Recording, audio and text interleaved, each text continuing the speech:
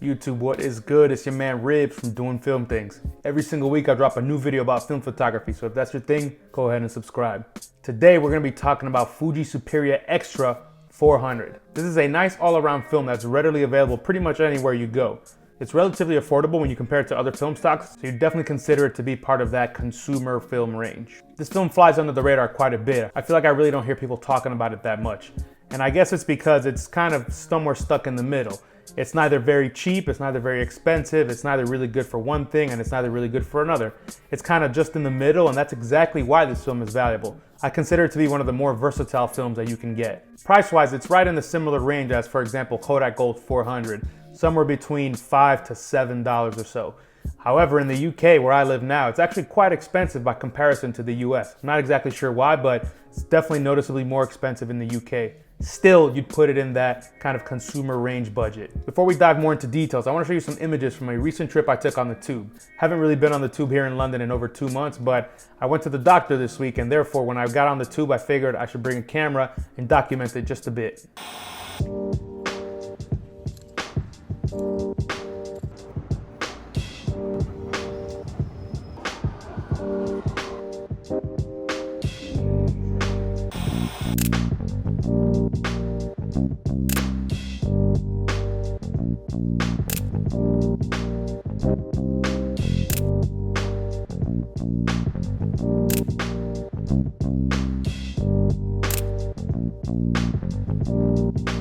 In my opinion, I think these two pics show the best example of what this film can do.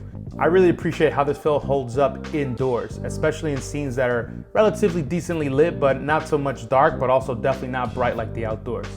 Additionally, you can see the grain in these images. This film definitely doesn't shy away from grain, and that contributes pretty heavily to the look of the film.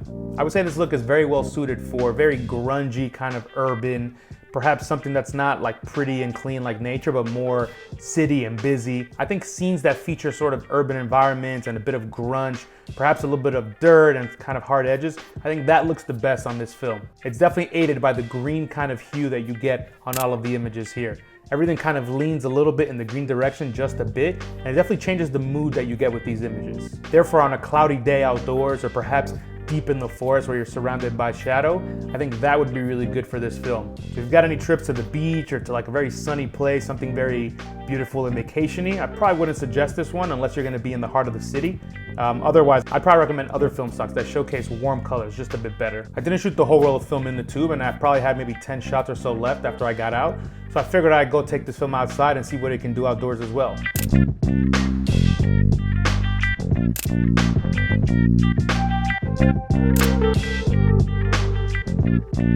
It was a cloudy day, and I think that's perfect for this film. Again, warm sunlight probably isn't the best suited for this, but I think on a cloudy day, or a partly cloudy day where you do get just a bit of light, I think this film captures the scene very well and definitely showcases the colors as well.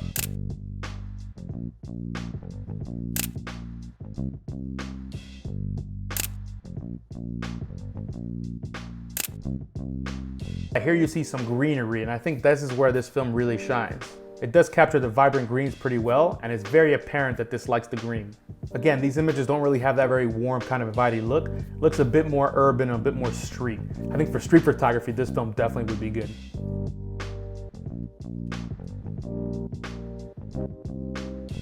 So to summarize here, I think you can kind of look at the pros and the cons of this film. In terms of pros, I think this film's very versatile, and that 400 speed is a perfect sweet spot there. If you don't really know where you're gonna get and you're gonna be out an entire day, maybe this is a good option. However, it's very sunny outside or you're in a very kind of warm, inviting place, I'd probably recommend other 400 film stocks.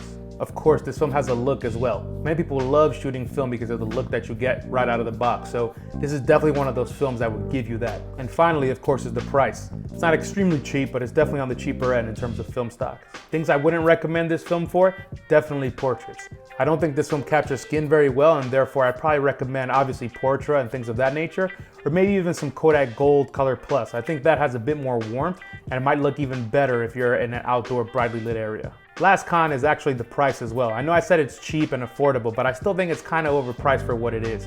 I don't know why it's a bit more expensive than its Kodak counterparts, and on top of that, here in the UK, it's definitely overpriced. I don't really know why.